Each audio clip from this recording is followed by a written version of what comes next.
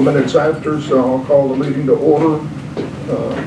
We don't have much to do today, but we do have some amendments for an ordinance that we previously passed.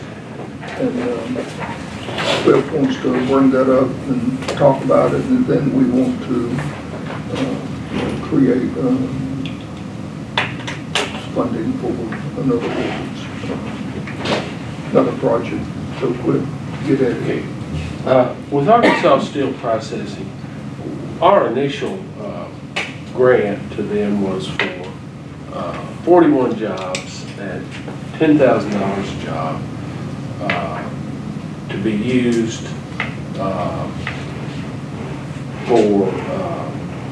hire people out of the work program. Now that's drug along and along and along, and they've hired about, right now they're at about 34 or 5 people, and they're all from Mississippi County. But what they would like to do is amend that grant to where they guarantee 30 jobs for 2 years in exchange for $300,000, but which they could use to purchase capital equipment. They have about one person that's out of the work program that's working there now. So here I'm kind of asking, I'm not kind of asking for guidance, I'm asking for guidance. So would we like to, what I would like to do, just for what it might be worth, if anything, is grant them the $300,000, 10,000 job that they could use for purchase of capital equipment, which will let them then hire another 15 people. But they're a conservative company. They don't want to get ahead of themselves on, where they are with jobs promised. Which then brings us to the question of what do we want to do with the company, and there were only 2 companies that were ever in this position, and that was Radnor and Arkansas Steel Processing, where we promised, we voted them incentive money because they were new companies and going to be making new hires, and we were encouraging them to hire out of the work thing. But that, and that's not working, but it's not working enough to where a company's going to hire 20 people out of the work program right off the bat. They're going to experiment with it. They're going to hire 1 or 2 or 3, see how that goes. If it goes well, then they'll hire more. In the meantime, the court has voted a $400,000 for 40 people, $10,000 a job, which goes to anybody. They don't even have to be creating new jobs. They can use it just to replace turnover, or somebody got a better job, quit, or whatever. So I'm not sure what the fair thing to do is. No more than we're talking about. We won't be talking about any great sum of money if we actually just gave them a double incentive, if they hired, like in Arkansas Steel Processing, if they hired 30 people, all from Mississippi County, 2 of whom had been through the work program, and we incentivized those 2 candidates, that would be 2 employees where they got an incentive of 20.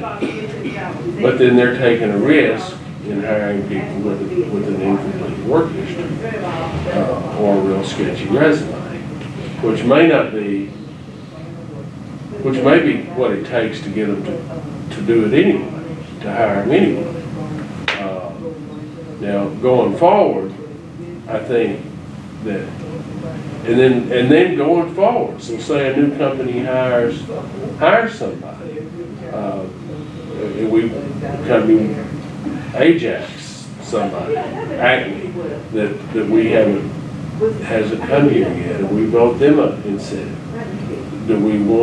What do we want to do in addition to the regular incentive if they hire people through the work program.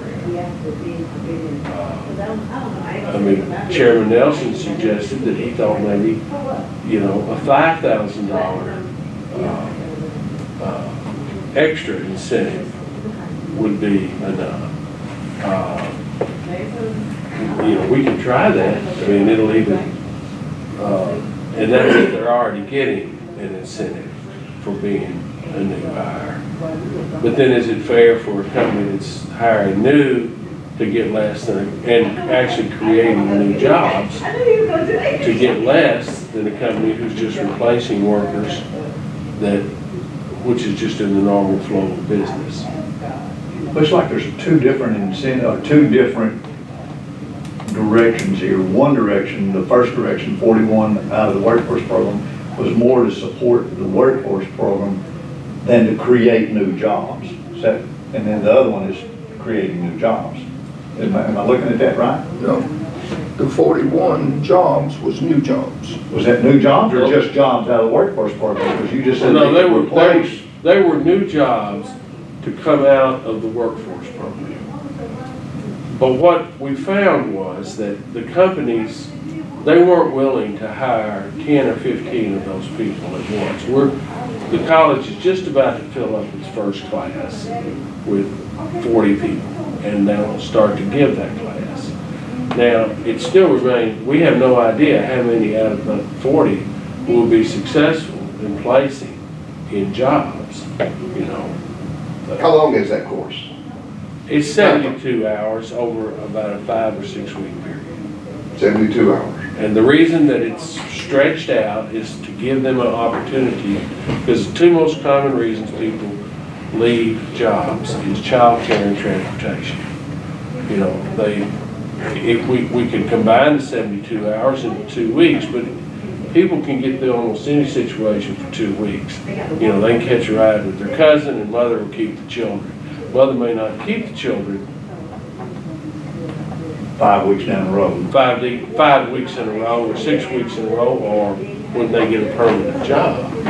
So this lets them see that and lets them then try to make arrangements to deal with that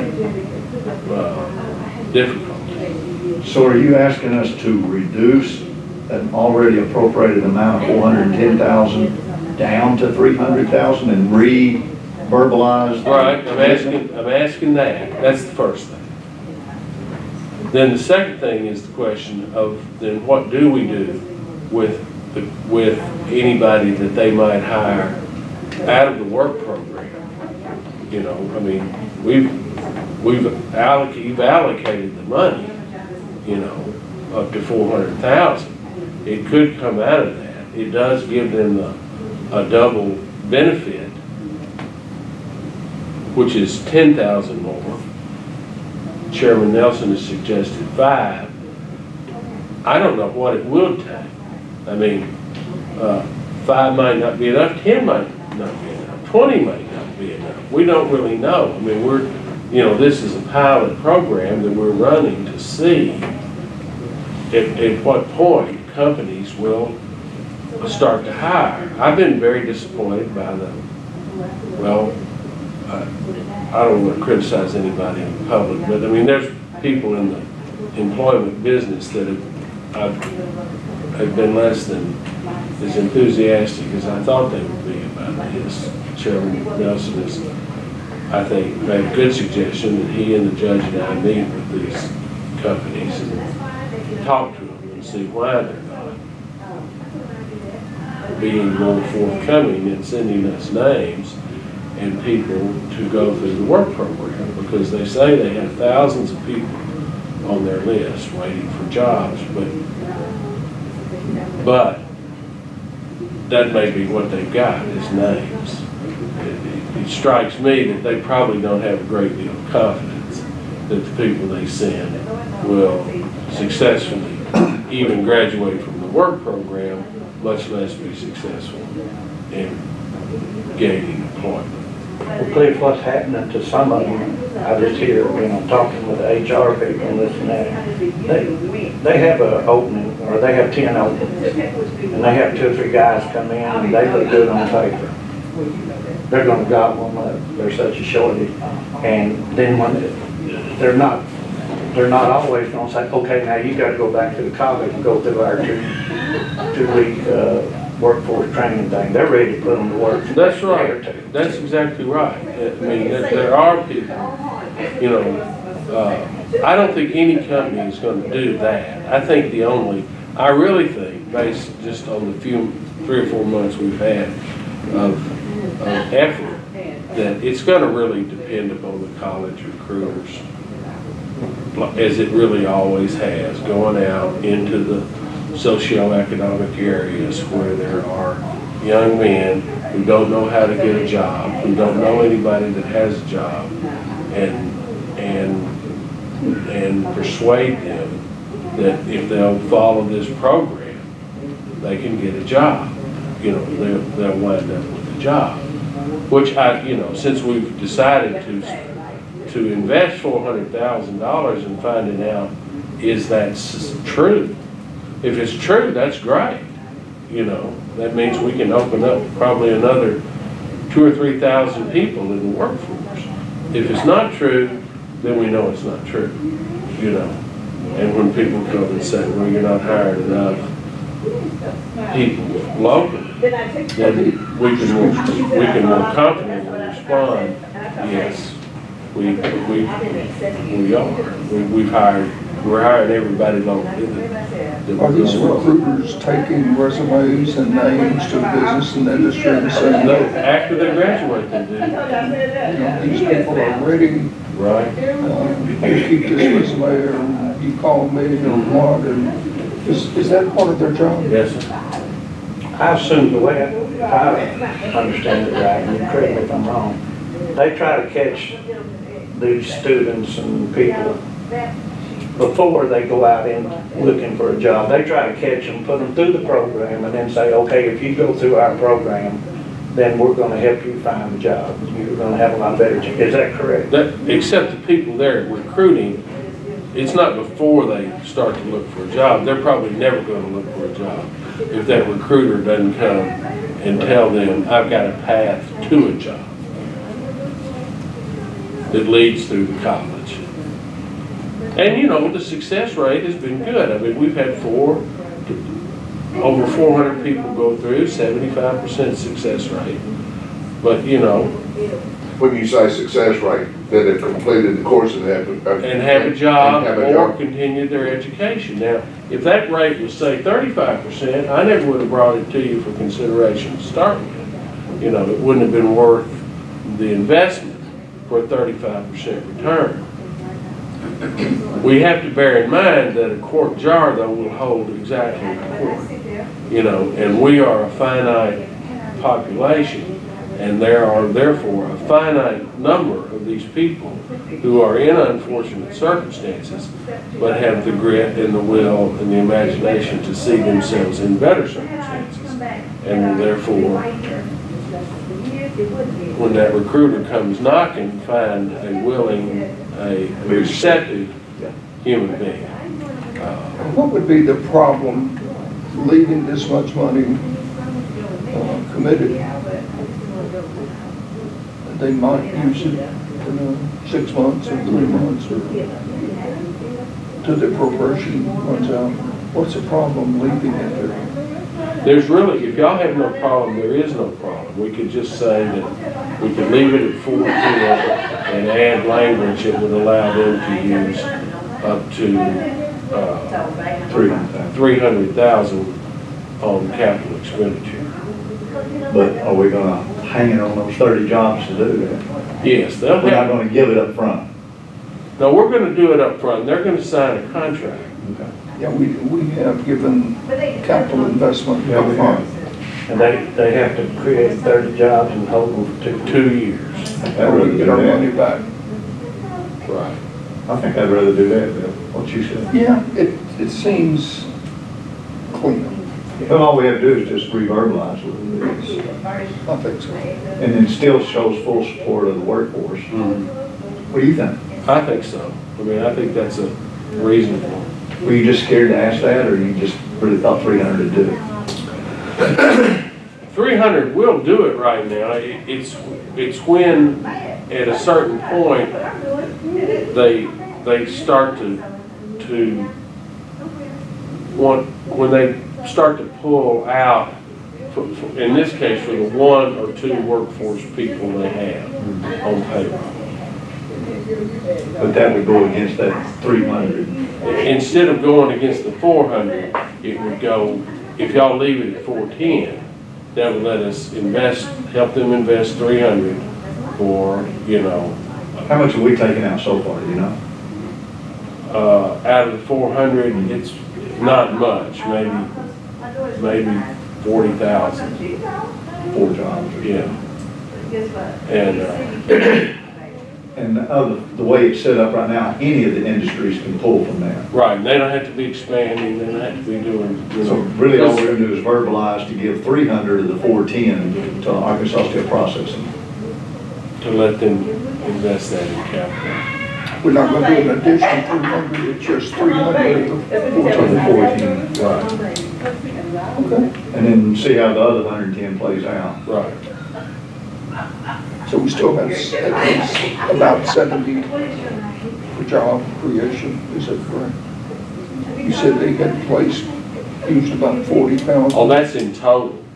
That Arkansas Steel Processing has just within the past week hired their first person out of the work program. So if we leave it the way we're talking about, then the college will just make a request for, you know, the amount of money for the first month of the whole 10,000. They keep good records, and we funnel those back to the county. You keep good records of this? Or do you depend on the college?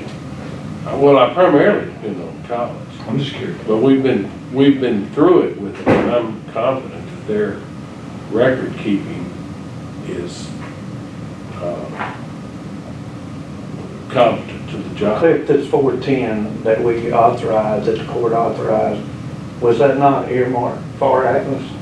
I mean, not Atlas. Arkansas Steel. It was. Okay, so if we take 300 out, they still have 110, or they've spent part of it, like Bill said. It's still. The only thing that we did on the 410, all of that had to come through the workforce Yes. program. So if we leave the 410 and say they can spend up to 300 on capital investment projects, then they'll be perfectly happy.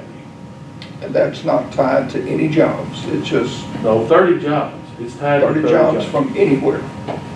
Well, from Not from the work ASP. program. No, but any 30 people that ASP hires from Mississippi County. That's fine. And that still leaves them, basically, from the beginning, it leaves them 110 over there for people to come that they're gonna hire through the workforce program. Right. They can hire Less 11 people. the 40 that he thinks Right, that they so 70, they still got, 70,000. And if we need to add to it, Justice Bird, we can come back and put some more money to it. Is that okay? Right, I think it is, and I think if it, and then going forward, once we get beyond ASP, let's just take a future company named Acme, and we vote them, you know, $500,000 for 50 jobs, and they want to help, our help in purchasing land, or equipment, or roads, or railroads, or any of the more traditional things, you know, and they hire their people, and then, but they're also hired out of the work program. So the companies look at that. Okay, the incentive that you grant us to for capital expenditure, that makes us that's an incentive for us to invest here and to continue expanding our investment and expanding the number of jobs. This incentive about work, hiring people out of the work program, that's y'all trying to improve your own community. And I don't think they're incorrect about that. So you know, my suggestion would be that we have the 400. So no matter, after we get through with Arkansas Steel Processing, and we won't sign any more like that, then the new company, we do what we're gonna do for capital improvements to get them here, to get them to expand. That's $10,000 a job or whatever. 10, 12, 15, depending on wages. But then if they hire out of the work, that comes out of this other, which right now is the fund that has the 400. It was initially allocated 400,000, and if that goes, if we run that down and it's successful, then I don't think the court would have any difficulty replenishing that fund. But if in 3 years, we've only drawn down 100,000 or 150,000 out of it, and the experience of the companies in hiring people has not been a good one, then, you know, then we know what we know. Could we consider what Bill was talking about and set it up almost like the system that we've got with Mississippi County residents as opposed to non-Mississippi County residents, or, you know, Boot Hill residents, where, say it's Acme, and we'd give them 10,000 credit. They wanted 500,000, we'd give them 10,000 credit for Mississippi County residents, but give them, say, 15,000 credit for Mississippi County workforce residents. Added incentive to, and still go against that same 500,000. Well, I think at the end of the day, the money will be the same. You know, they're gonna hire as many people out of the work program as they want to, you know, and as we can present to them that this is a good deal and we would appreciate your help on this, it would still be, but it will make it keeping up, it'll make monitoring the program much easier from our point of view, meaning the county's point of view. Of how many people did we send through, how many people got jobs, how many people, you know, we paid for the first month in full. How many of them didn't make it to the second month? All those data points that we need to know, it'll make it easier if that's all being paid out of the same allocation. It seems, and you were talking about the hiring people, they kind of view it as two different things. Well, that's probably the way we need to look at it too. I think it is. Because in the past, before we had this program, and like you said, it was kind of a trial thing, but it was based basically on how many jobs are you going to create. So you qualify for $300,000 in capital improvements or whatever. Right. No strings attached, you just got to create the jobs and maintain them for 2 years. Right. And then look at the same industry and say, okay, we want to encourage you to do this, so we're going to also appropriate another $100,000 to the workforce program. And if 10 of those 30 come out of that, you get this additional incentive over here. Right. Because that money's supposed to be used to pay their salaries and That's so on. right. So that way you'd be incentive, you know, we just need to be sure we split it into two different deals maybe. I think in the you're future. right, yes. And then if they do that, well, they get a Somebody bonus. want to move? I move that we adjust this appropriation to reflect the To capital allow them to purchase $300,000. based on creation capital of 30 equipment. jobs.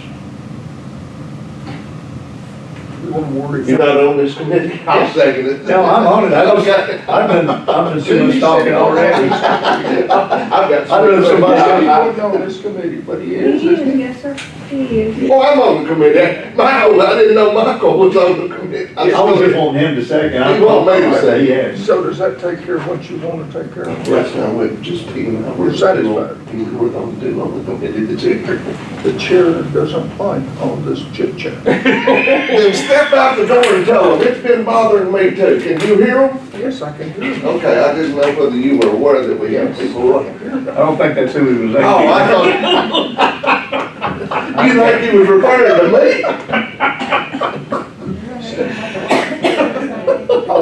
say aye. Aye. All opposed? Okay. Oh, Can I give a brief update? Sure. On how our study is going? The study that the county commission tads on to do is well underway now, and we've had some really great sessions. We've had a really good one with all of our industry. We had a great turnout at the college. They were almost every major industry in Mississippi County, North End, South End, Manila was represented. even realtors were there. And well, manufacturing, all the major manufacturers were there. And we learned quite a few things. Now, we're coming up in September, starting on September 17th, and everyone will receive invitations to this from Great River. But the first day is going to start with what is called an insights meeting. And it's going to be the consultants taking everything they've learned from they've talked to all the mayors now, they've talked to the chambers, they've talked to my board, they've talked to me, they've talked to, and they've had this really in-depth talk with industry. So they're going to have, it's called an insights meeting. And at that meeting, we will invite the Great River Board, which will include all the mayors. We'll invite the quorum court and the county judge. We will invite what I call the leadership committee, which is primarily a set of young people from around the county who, whatever we build here, they'll be the ones that live in the county that we build. And I think it's time that, and I know, everyone, torches pass, people move on. This is a large group of people, maybe 30 or so young people, but it's business leadership in Blytheville, Osceola, Manila, people that have shown an interest in civic affairs and trying to make things better, and who have a real commitment to living in Mississippi County. So they'll be there. And that meeting will last about 2 hours. Then we're going to have 3 meetings, which are called stakeholder meetings. The first one will be that same night in Manila, or from 4:30 to 6:30. And we're going to invite all the people in Manila that are on the leadership board and the appropriate quorum court members from that area. And we're going to run an ad in the paper and invite people to come to the location. So it'll be a public meeting, and as elected officials, y'all may well decide it's beneficial to be there. And we're just going to let people talk. Now, since it'll be a public meeting, so the press will be there too. I'm not worried about that. I think, whatever the people think and say, that's what they think, so we need to know that. I mean, and a lot of this is not overwhelmingly positive, but you can't know how to fix a problem until you get the best possible understanding of the difficulty. And then on the second day, that night, they're going to have another meeting from 4 to 6, a meeting in Osceola, and the chamber there will invite the people from Wilson. Then on the third day, they're going to have a strategic direction meeting. Now, this is the one where they will now take in everything that they have figured, they have talked about, thought about, had discussions about, and they'll be listening to us and supplying their own suggestions from their experience working with other communities about what do we do, what can we do tactically, because that's, from the beginning, I didn't ask for a strategic plan, I asked for a tactical plan, because we are where we are. We want to get somewhere else. So what's the best way to do that? Which could include a variety of things. You know, I don't want the, you know, we know what our problems are, you know, and if they say, you know, if they say, well, you've got to get crime down and public schools up, I'm not gonna pay them, you know, because everyone knows these things, but nobody knows how to do them. Not really. I mean, you can flood the streets with police and that'll help crime as long as you can afford it. But how do you get the school scores up in Osceola and Blytheville, where so many of the children come from underprivileged, poverty-ridden homes, drug addiction? I don't know. Nobody knows how to do that, you know. So what do we do to, you know, we still want to get better. We still, based on what the court wanted, and I think what most people in the county wanted, we still want to grow the population. We still want to attract industry. We want to raise our prosperity level in the county. So that last meeting, which all the court members will be invited to as well, will be their intake as to possible actual solutions, you know, that can be implemented. You know, and there's a variety of and it could include literally anything, you know, that we set up a countywide foundation, you know, that we go to our big industries and ask for help, you know, because there's things they would like to have different, but we can't, you know, we've come to the limit of what government, based on this economic development fund, can do. Now we can keep doing it as long as the people support it. We can keep, you know, making this a very attractive place from a monetary investment point of view to continue to make investments. But as far as how to get people to live here and, you know, those type of things, we're going to need some help. We're going to need some help in funding those kind of changes. To, you know, what do we do about workforce? Do we do anything about workforce recruitment outside the area? You know, or do we just not? I mean, those are big decisions that are going to have to be made, and so that's, y'all get everything on that. And what's that date again? Well, I'll send you. It starts on September the 17th, and Somebody go get me some paper, please. Just need to we're making plans, so I need to write these dates yeah, down. and the meeting in Manila will be that evening from 4:30 to 6:30 In Manila. in Manila.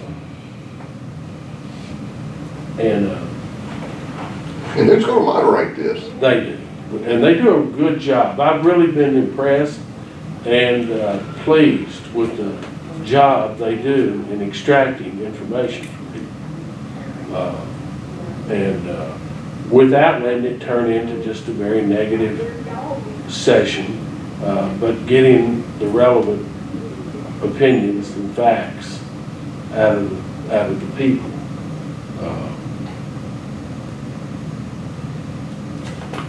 And we'll be getting something on Yes, all of these. yes, sir. And this was the September 17th, was that not following a meeting? Is that? That's the first meeting. Then the 19th will be in the morning, will be the final meeting, and perhaps the most important meeting of this entire exercise. Okay.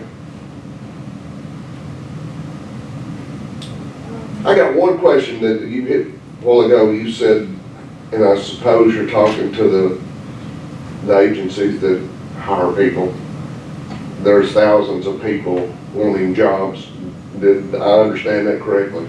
Well, that's kind of the urban myth.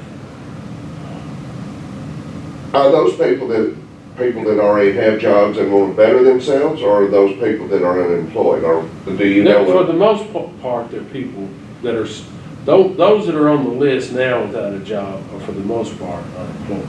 Right. You know, Okay. and in many cases have never been employed. Now, there were times like when Tenaris just shut down and laid 1,100 people off. Yeah. You know, there were a lot of good people there. Sure. But sure. they, you know, they got relocated. I mean, I don't think many of them left the area. A lot of them, you know, but it was fortunate because that was right when Big River was cranking up. Yeah. So a lot of them, you know, just Same added type of 30 minutes to the commute and started making more money. Yeah. And Tenarius did some things I had never heard of before. They let them come in for a day, sweep the floor, change Oh, light yeah. just to give them income. They just, Yeah. Oh, they did. they would not let them get away. They had a lot of their supervisors were working the gate, Yeah, doing all sorts of things. to give them something to do. They rebuilt that plant, you know, they would let half the guys rebuild. They're smart folks. Yeah, they are smart for 3 months, while the other half was on unemployment. Then they'd switch so that your unemployment credit stayed up high. And If you're finished, we got two other things, and if you're, I don't wanna hurry you, but it's coming up on the lunch hour, Sure. and, are you done? yes, The judge told me that he and Cliff were on the telephone with Rainwater, and that this is a prime example of what he told me today, is that he feels like we need to add a paragraph to our contracts. I've given this an awful lot of thought. I'm not sure that I agree with it, but that we need to add a paragraph to our contracts that this equipment remains the county equipment, that we lease it to them for $1 a year until they have met the requirements. And that was Rainwater's suggestion. Am I correct, Cliff? yes, that's what they said. Now, we have not done that heretofore. Did we not do some of that with ART? I thought all that stuff we paid for out there was our equipment. No, you missed that. And we charged them $1 a month Well, we lease. haven't done that, but.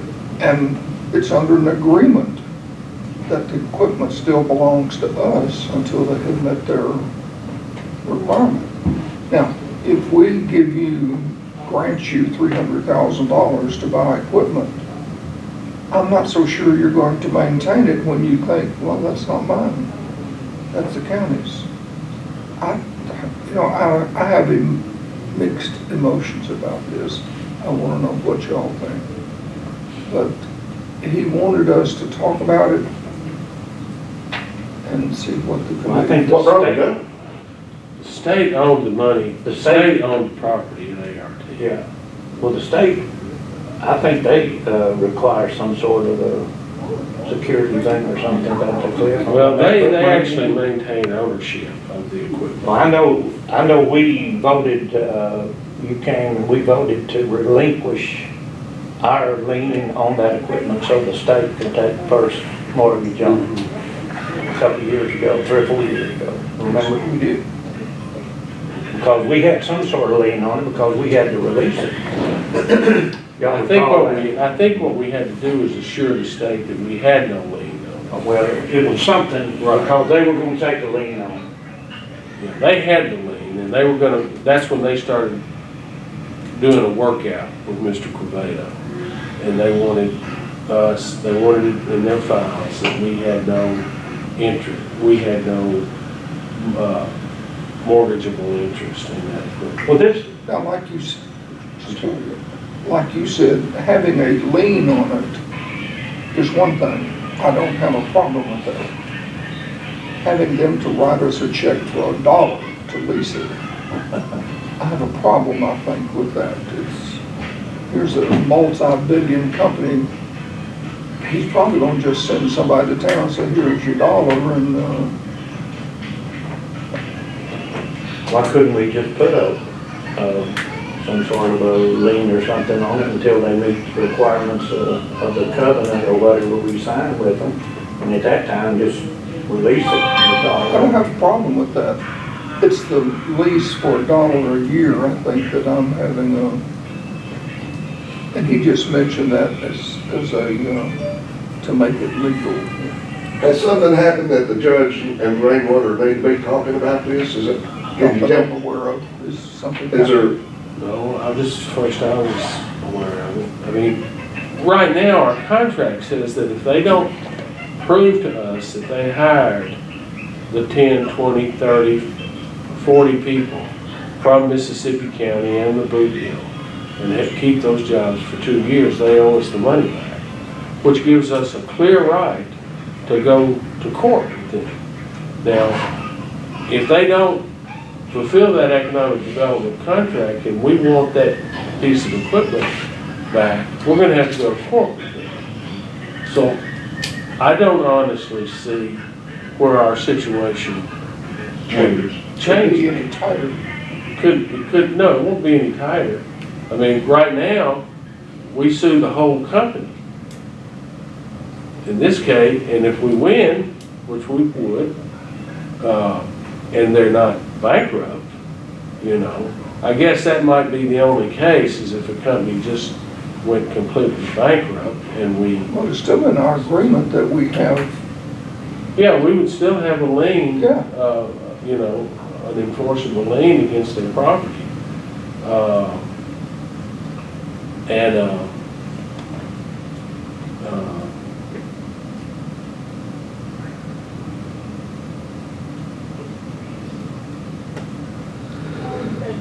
well, you know, y'all have all hired plumbers and electricians, and have you ever had one come out and look at a project and not say that the previous guys weren't doing this right? Well, yeah, of course not. yeah. And even the electrician talks bad about the plumber. That's right. And I think, you know, I mean, there are, I've talked to Shep Russell about this forever, and, you know, you can tie yourself so completely Well, nobody won't deal with you. that nobody wants to deal with it. They say, you're making this sound like an incentive, but everywhere I'm seeing bear traps. Yeah. I'm not walking in there. I'm gonna locate my deal in Crawfordsville, Crawfordsville, Indiana. I don't see the significance of the dollar payment. You know, if you've got the lien, I'm with Justice Nelson. I don't see Justice this. White wants to tell us something, we're gonna leave that like we have it. Well, Rainwater wasn't telling us it was enforceable, but we had to do it, he was just wanting us to think about it. We need some direction in accounts payable. The money that we committed to A&J Construction for the building of the building over at Manila Airport, we've gotten these letters from TBS Capital Funding saying that we can't give A&J Construction Management any money, that we have to give the money to them.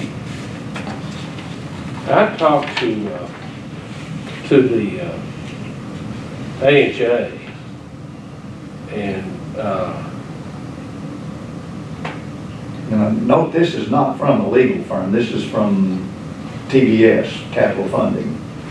he says this does not include our project. He sent it to me first to sign, thinking I was the correct person. So they did. TBS did? So I called Jeff Mann and asked him. He said, no, they shouldn't have sent that to you. This is a financing deal, but it does not include the Manila project. But we just got it again. I mean, they've sent it multiple times. Yeah. Well, Do we have any exposure here, or do we need to have our attorney look at it? I'd say have our attorney look at it, but I agree, it's not a legal document as far as Anybody I can can. write this letter up as far as that. I'll send you one tonight, okay? No, send it to the county, send it to Kelly. This is not a legal document, they're not bankrupt, so there's nothing at all legal about this that commands us to. Make payments to No. them. I didn't see that either. but- So has anybody talked to A&J? I have. And what, oh, that's who you had Yeah. talked See to? Jeff Mann right here. He said he's on schedule, and that when he Okay. asks for a draw, we'll come and inspect and see, you know.